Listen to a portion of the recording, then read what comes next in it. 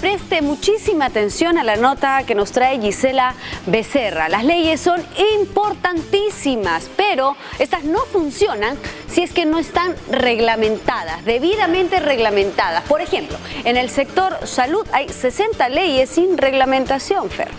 Así es, en el sector salud. Solamente por mencionar algunas. La ley de la comida chatarra, por ejemplo, la de los derechos de usuario, la de la salud mental, medicamentos, que es tan importante. Como estas, muchas otras duermen el sueño de los justos. Hacer leyes es importante, es necesario, pero sin reglamentar no sirve de nada.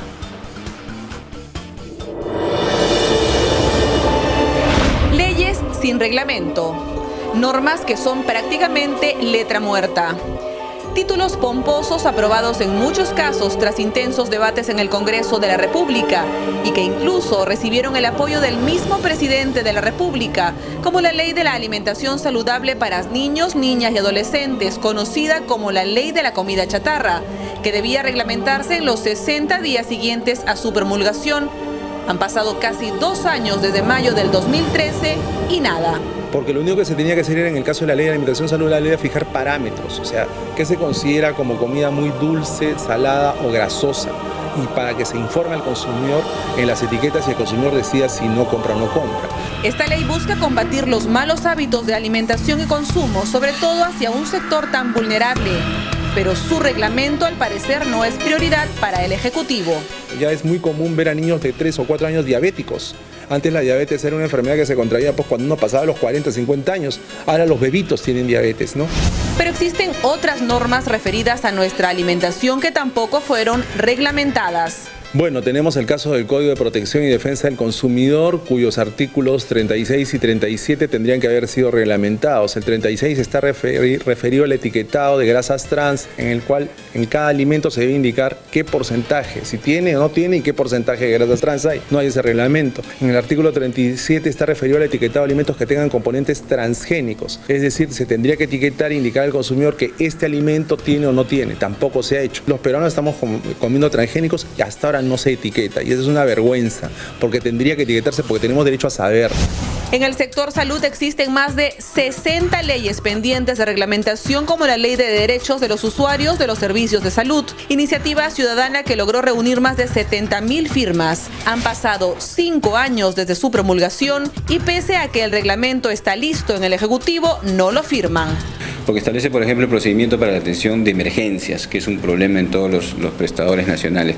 Establece que hay necesidad de la atención integral y de acceso a medicamentos, por ejemplo. Establece una serie de canales para la protección de derechos frente a maltratos, negligencias u otras consideraciones. Las enfermedades raras y huérfanas también tienen una ley desde hace 5 años.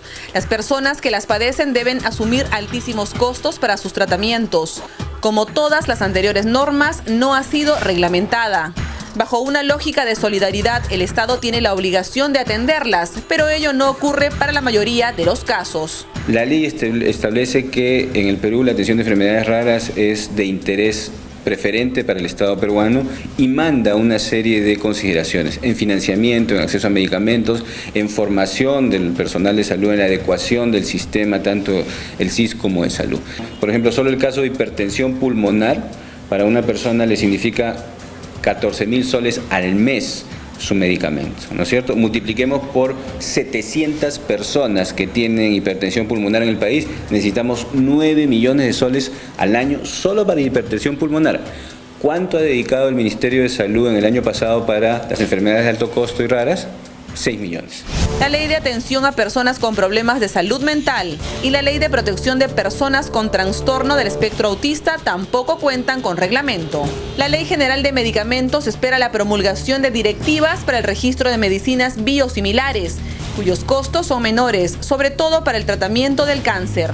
Los biosimilares son parecidos a los biológicos, es algo así como los genéricos de los biológicos, pero con un costo mucho menor. El Estado peruano ya estaba comprando biosimilares, pero algunas transnacionales farmacéuticas han presentado acciones de amparo y lamentablemente el Poder Judicial, sin un criterio de salud, les ha dado la razón. Pero también considera medidas para otras enfermedades. Y el otro tema de medicamentos que está pendiente es el de la licencia obligatoria. Esto a raíz del caso de un medicamento para el VIH de segunda línea que se llama Atazanavir. y cuya patente la tiene un laboratorio llamado Bristol. En el Perú se paga alrededor de 30 soles por dosis de este medicamento.